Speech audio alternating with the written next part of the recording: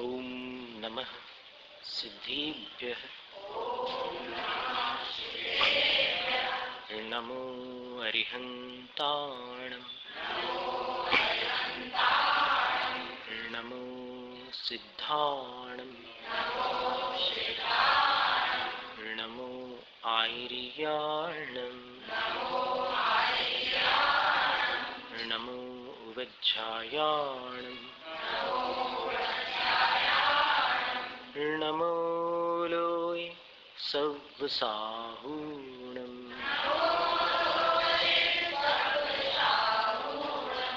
एसो पञ्चनमो यारो सव्वपावपणासनो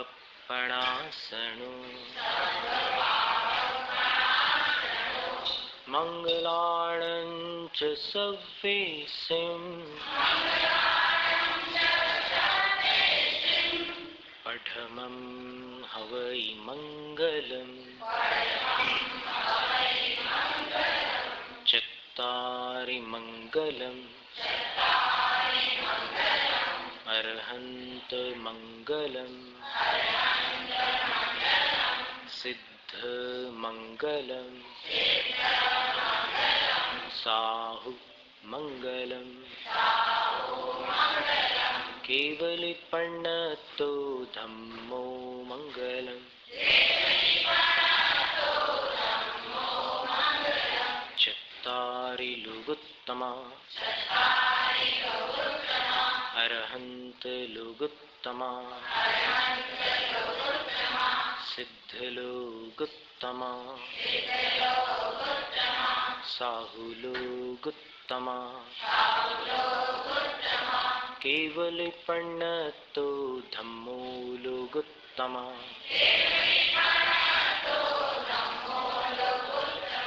चत्तारि शरणं पवज्जामि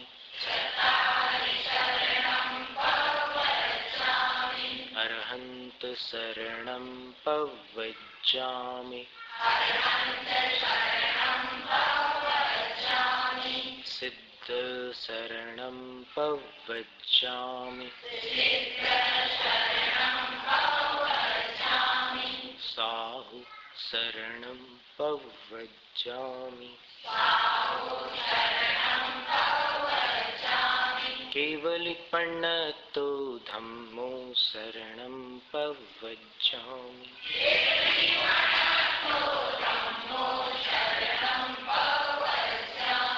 परम पूज्य पंच परमेष्ठी भगवंतों की आराधना सार ग्रंथ की आचार्य गुरु विद्यासागर मुनिराज की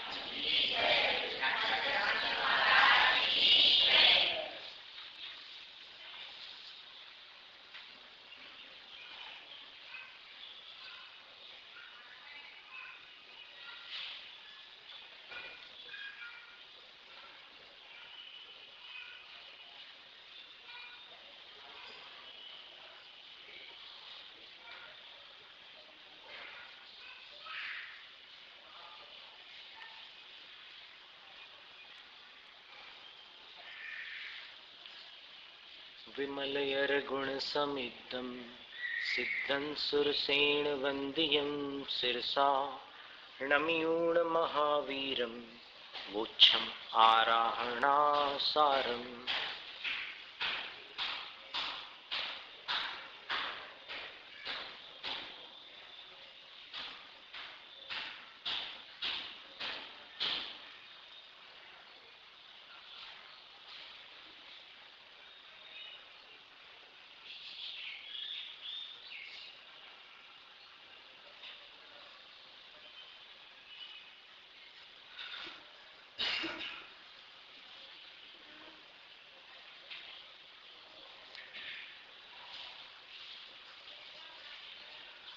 ये भावनाय युक्तो अवगण्य देह दुख संघायम जीवो देहाउतुमं कड्ड सुखगुफकोसाओ। तलवार को म्यान से जिस प्रकार बाहर निकालते हैं वैसे ही हे क्षपक तुम शरीर के दुख समूह को इन भावनाओं से युक्त होकर अवगणित कर दो, माने उन पर ध्यान न दो, दुखों पर ध्यान देना छोड़ दो और जीव को शरीर से पृथक कर लो, यानी शरीरातीत बना लो। तलवार को म्यान से निकालते हैं, वैसे जीव को तुम शरीर से निकाल लो। यद उत्तम, कहा भी है, शरीर तक कर तुम अनंत शक्ति विभिन्नमात्मानमपास्त दोषम जिनेन्द्र कोशादिव खड्ग यष्टिम तव प्रसादेन ममास्तु शक्ति। हे जिनेन्द्र, आपकी कृपा से मेरे पास वो शक्ति हो कि अनंत शक्तिमान शुद्ध आत्मा को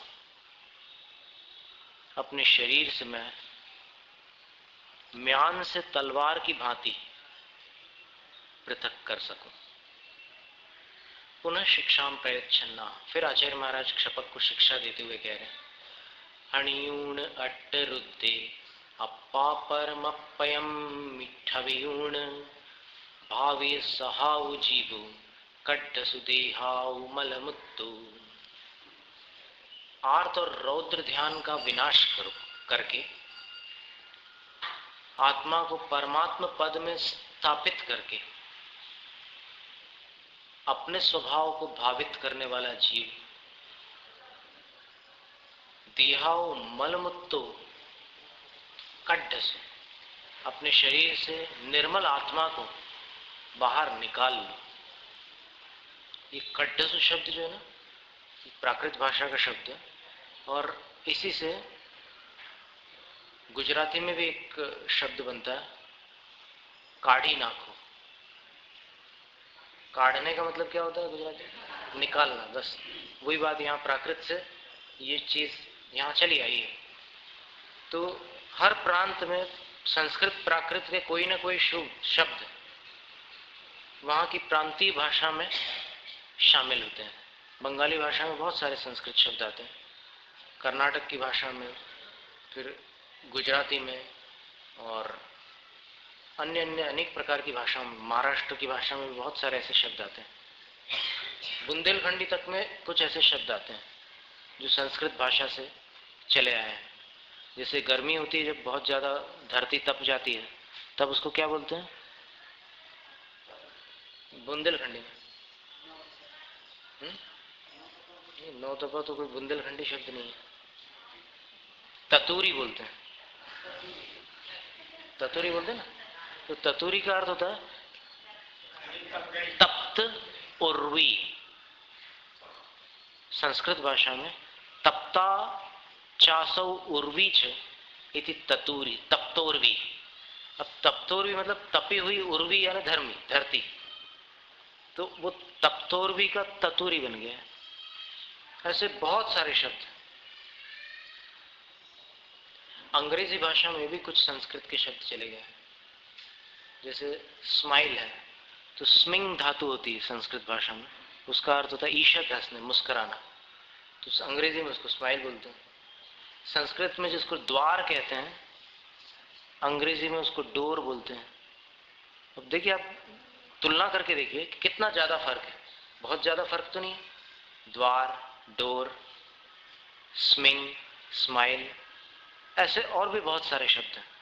तो सब भाषाओं में संस्कृत और प्राकृत के कुछ अंश गए हुए हैं। ये कड्डसु जो शब्द है ना, काड़ी नाको, वही उसका तात्पर्य है कि आर्त रौद्र ध्यान को नष्ट करके परमात्मा पद में अपनी आत्मा को स्थित करके स्वभाव को भावित करने वाले हे निर्मल जीव, तू शरीर से अपनी आत्मा को पृथक कर ले, यानी अपनी आत्मा को देहातीत बना ले।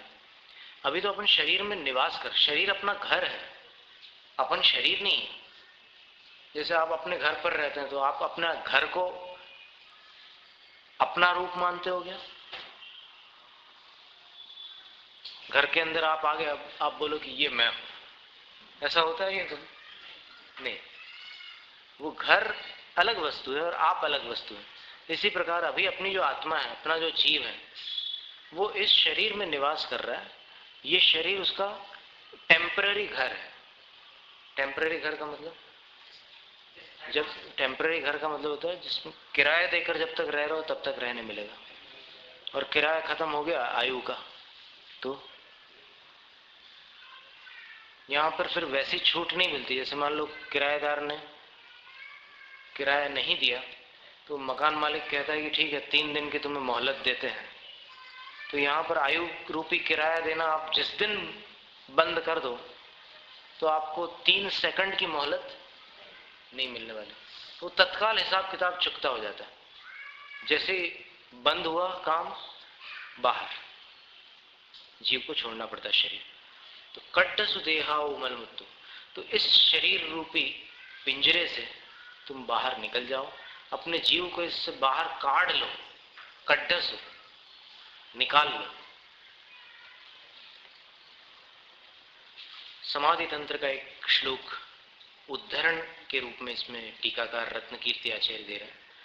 सोहमित्यात्त संस्कारस तस्मिन् भावनया पुनः तत्रैव दृढ़ संस्काराल लभते ह्यात्मनिस्थितिम। बस वो परमात्मा पद का ध्यान लगाकर, ध्यान लगाते लगाते ऐसी एक रूपता आ जाए, ऐसी तन्मयता आ जाए कि बस वही तो मैं हूं, वो स्थिति बन जाए। सो हम, सो हम, बिल्कुल निराकुल शांत पूर्ण ज्ञान दर्शन स्वरूप, निर्मल चेतना से संपन्न जो परमात्मा है वही मैं हूं। क्या फर्क है ये तो अपन अच्छे से जानते हैं, उनमें और अपने में जो फर्क है, जो अंतर है वो तो स्पष्ट है। जैसे मूर्तिकार मूर्ति बनाने के पहले उस पत्थर के अंदर एक आकार अपनी कल्पना से गढ़ लेता है, फिर बाद में उसी आकार को वो प्रकट करता है। बात समझ में आई? तो परमात्मा को देख करके अपने अंदर उस स्वरूप पर दृष्टि डालना है। अभी रूप और स्वरूप में फर्क है। परमात्मा और आत्मा में क्या अंतर है? परमात्मा रूप और स्वरूप दोनों से एक है, और आत्मा स्वरूप से परमात्मा रूप है और रूप से संसारी है। तो जब रूप और स्वरूप एक हो जाए तब वो परमात्मा पद होता है। तो उसको पहले देख लो अपने अंदर। और इसके लिए प्रवचन सार ग्रंथ में 80 नंबर जो गाथा आती है, 80 नंबर की, उसकी टीका में आचार्य अमृतचंद स्वामी लिखा है कि अरहंत खलु पाक काष्ठागत शुद्ध कार्तस्वर सेव परिशुद्ध आत्म स्वरूप। अरहंत भगवान वास्तव में पके हुए शुद्ध स्वर्ण के समान निर्मल स्वरूपी है। यो ही नाम आरहंतम द्रव्यत्व गुणत्व पर्ययत्वै ही परिच्छिन्नति स आत्मानमपि परिच्छिन्नति उभयोरपि निश्चयेना विशेषात्। बड़ी सुंदर पंक्तियां हैं। जो महान अनुभवी होते हैं साधक, उनके शब्द भी निराले होते हैं।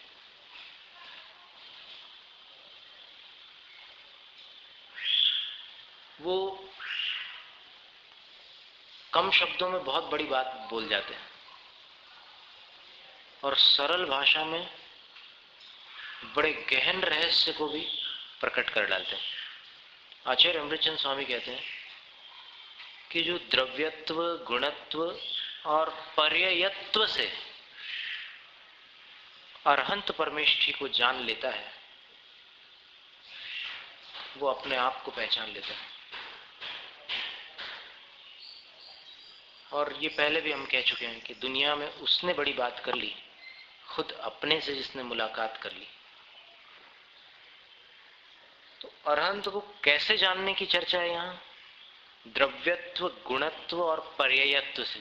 अब आपने 24 तीर्थंकरों के नाम चिन्ह याद कर लिए और आपको रंग भी मालूम है कि कौन से भगवान का कौन सा रंग था, तो इतना ज्ञान अरहंत की पहचान के लिए पर्याप्त नहीं है। अरहंत भगवान की जो पहचान होगी उसमें द्रव्यत्व, गुणत्व और पर्यायत्व, इन 3 अपेक्षाओं को लेकर जानना पड़ेगा। इसीलिए फिर आचार्य महाराज ने प्रवचन सार की 80वीं गाथा के कुछ गाथाओं के बाद एक और गाथा दे दी। बोले मोह नष्ट करने का उपाय क्या है? एक उपाय तो ये है कि अरहंत भगवान को पहचानो और अपनी आत्मा को पहचान लो, मोह नष्ट हो जाएगा। और दूसरा उपाय क्या बताया कि इस उपाय को प्राप्त करने के लिए जिनवाणी का स्वाध्याय करो, क्योंकि ये जो पहला उपाय है वो स्वाध्याय की अपेक्षा रखता है, क्योंकि द्रव्यत्व, गुणत्व और पर्यायत्व इसको इन्हें गिने लोग ही जानते हैं कि क्या बात है। द्रव्य गुण पर्याय की बात तो बहुत लोग करते हैं, लेकिन गाथा में जो उल्लेख है, जिन शब्दों में आचार्य कुंद स्वामी ने बात प्रकट की है, उन शब्दों को अगर देखें तो उन्होंने दव्य गुण पज्जयी ही नहीं लिखा, दव्वत्त गुणत्त पज्जयत्ते ही। आप समझ रहे हैं कि नहीं? भारी तो नहीं पड़ रहा, बहुत सरल भाषा, प्राकृत भाषा संस्कृत जैसी क्लिष्ट नहीं है। तो उसमें सिर्फ एक अक्षर पर आपको ध्यान देना है, द्रव्य गुण पर्याय, ये 3